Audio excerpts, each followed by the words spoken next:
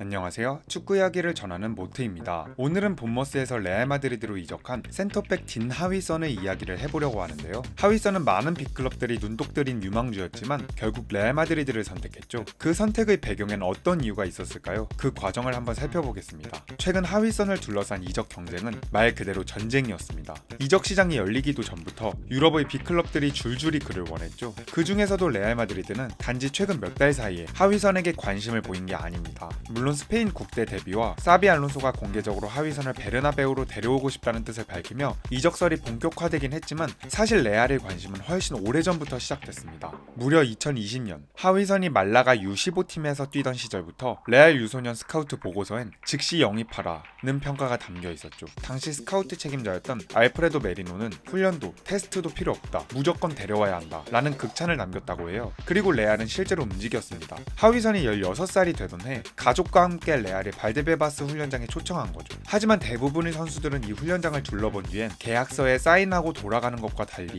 하위선은 계약 없이 그냥 돌아갔습니다. 결국 하위선의 선택은 유벤투스였습니다. 2021년 5월에 이탈리아행을 확정지었죠. 당시 유벤투스는 하위선을 3부 리그 소속팀의 핵심 자원으로 키우겠다는 명확한 성장 플랜을 제시했습니다. 더불어 수석 스카우트였던 마테오 토뇨찌는 주변 지인에게서 받은 저화질의 짧은 영상 하나를 보고 직접 스페인 마르베야까지 날아가 하위선을 설득했다고 해요. 그만큼 진심을 보였고 결국 하위선의 마음을 사로잡는 데 성공했습니다. 사실 그때까지만 해도 이적 경쟁은 지금처럼 치열하지 않았어요. 하지만 지금은 완전히 상황이 달라졌죠. 최근 몇 달간 하위선의 아버지인 도니와 에이전트 알리 바라트는 레알, 바르셀로나, 첼시, 리버풀, 아스널, 토트넘, 뉴캐슬 등 유럽의 많은 빅클럽들과 롤러코스터 같은 협상을 이어갔다고 합니다. 이제 20살이 된 하위선의 계약엔 무려 5천만 파운드의 바이아웃 조항이 걸려 있습니다. 그만큼 그는 지금 전 세계가 주목하는 유망주로 성장했죠. 본머스와 에이전트 그리고 하위선 본인에겐 이보다 더 좋을 수 없는 기회지만 유벤투스 입장에서는 마냥 웃을 수만은 없는 상황입니다. 그들은 하위선에게 1군 기회를 고작 한 번만 줬고 지난해 여름엔 겨우 1280만 파운드의 그를 매각했죠. 그리고 그의 빈자리는 뉴캐슬에서 영입한 로이드 켈리로 채워졌습니다. 말라가에서 데려올 때만 해도 유벤투스는 정말 큰 정성을 들였습니다. 구단 레전드 키엘리니와의 첫 만남까지 직접 주선했을 정도니까요. 그런데 그렇게 수년간 애써 키워놓고는 너무나 성급하게 하위선을 매각해버렸습니다. 물론 그를 데려왔던 토뇨찌, 체루비니, 만나 같은 핵심 인사들이 작년 여름 모두 구단을 떠났기 때문에 하위선을 방출한 배경은 어느 정도 이해는 됩니다. 그래도 아쉬움은 여전히 크게 남을 수밖에 없죠. 왜냐하면 작년 시즌 후반 하위선이 AS 로마로 임대됐을 당시 조세 무리노는 이렇게 말했습니다. 이 나이대에서 유럽 최고 수준의 잠재력을 지닌 선수다. 후임 감독 다니엘레 데로시 역시 몇 년 뒤엔 챔피언스리그 결승 티켓이 하위선 손에 달려있을지도 모른다 라고 했죠. 이런 선수를 단 1280만 파운드에 넘겼다는 건 누가 봐도 뼈아픈 실수죠. 물론 유벤투스 입장을 아예 이해 못할 건 아닙니다. 작년 이맘때만 해도 빅클럽들은 하위선에게 관심을 갖지 않았어요. 마르세유 정도만이 강한 관심을 보였기 때문에 유벤투스도 어쩔 수 없이 이적료를 대폭 낮춰서 시장에 내놓을 수밖에 없었습니다. 하위선이 1700만 유로로 매물로 나왔을 때 레알 마드리드 역시 여전히 좋은 평가를 남기긴 했지만 당시 하위선은 겨우 19살이었고 세리에 A 출전 시간도 533분에 불과했기 때문에 레알은 그를 실제 영입 리스트엔 올리지 않았습니다. 이때 유일하게 적극적으로 접근했던 팀이 있었는데요. 바로 본머스입니다. 그런데 이건 전적으로 당시 새롭게 부임한 단장 티아고 핀투 덕분이에요. 핀투는 2021년부터 2024년까지 로마의 단장으로 일하다가 지금은 본머스에서 그룹 디렉터를 맡고 있죠. 로마에 있을 당시 하위선의 재능을 직접 보며 감탄했던 그는 구단 내 다른 의견과 상관없이 하위선 영입을 강하게 밀어붙였습니다. 그리고 결과적으로 그 선택은 신의 한 수가 되었죠. 제가 앞서 계속 언급했던 것처럼 하위선을 두고 정말 많은 빅클럽들이 치열하게 움직였습니다. 그 중에서도 아스널과 리버풀은 가장 강하게 관심을 보였다고 해요. 특히 아스널은 높은 연봉 인상과 출전 기회 보장까지 내세우며 하위선을 설득했는데요. 하지만 하위선 입장에서 보면 아스널은 이미 살리바 가브리엘이라는 완성형 센터백 조합이 있는 팀입니다. 따라서 아무리 출전 기회를 약속받아도 현실적으로 주전으로 뛰긴 어렵다고 판단했겠죠. 리버풀도 마찬가지입니다. 반다이크와 코나테가 거의 최고의 퍼포먼스를 보여주고 있는 상황이라 여기서도 마찬가지로 경쟁이 만만치 않다고 본 것 같아요. 뉴캐슬과 첼시도 이적 경쟁에 뛰어들었지만 이미 하위선의 마음은 레알 마드리드를 향해 있었습니다. 그는 최근 인터뷰에서 레알과 링크나고 있는 것이 너무나 자랑스럽다 라고 언급했고 과거에는 라모스를 롤모델로 언급한 바 있습니다. 게다가 지금 레알의 1군 센터백 중 밀리탕, 루이디거, 알라바가 모두 부상 중이고 주전으로 뛸 수 있는 선수는 유스 출신 라울 아센시오밖에 없습니다. 여기에 밀리탕과 알라바는 방출 후보로 거론되고 있기 때문에 하위선 입장에선 더더욱 이 기회를 잡고 싶었을 거라 생각합니다. 사실 레알 마드리드는 하위선 영입을 처음에 망설였습니다. 최근 들어 이적료 지출은 줄이고 임금 지출 중심의 영입 정책으로 바뀐 상황이었거든요. 그런데 하위선을 데려오려면 높은 바이아웃을 감수해야 하고 다른 빅클럽들보다 더 높은 연봉 조건으로 내세워야 했습니다. 하지만 상황이 급변하게 된 건 안첼로티의 후임 사비 알론소가 하위선 영입을 강하게 요청했기 때문인데요. 협상을 레알 CEO인 앙헬 산체스가 주도했고 하위선이 다음 달 미국에서 열리는 클럽 월드컵에 참가할 수 있도록 계약을 빠르게 마무리했습니다. 이적료는 18개월에 걸쳐 3회 분할 지급으로 결정됐고요. 이로 인해 유벤투스는 이익을 10%, 본머스는 차후 판매 시 10%, 말라가는 약 50만 유로를 받게 됩니다. 하위선의 연봉은 순수 500만 유로 수준으로 올라가는데요. 이는 1년 전 유벤투스에서 받던 금액과는 비교도 안 되는 수준이죠. 불과 1년 전까지만 해도 매각 대상으로 분류됐던 선수가 이젠 세계 어떤 팀에도 당당히 들어갈 수 있는 수준의 선수가 된 것입니다. 결과적으로 센터백이 절실했던 레알과 B클럽의 가드, 주전 경쟁에서도 앞서고 싶었던 하위선의 이해관계가 딱 맞아떨어지면서 이 계약은 빠르게 성사됐다고 볼 수 있습니다. 물론 아직은 경험이 부족하고 나이도 어린 선수지만 레알 마드리드라는 클럽에서 그가 얼마나 빠르게 적응하고 성장할지 너무 기대가 됩니다. 오늘의 영상은 여기까지고요. 지금까지 모트볼이었습니다.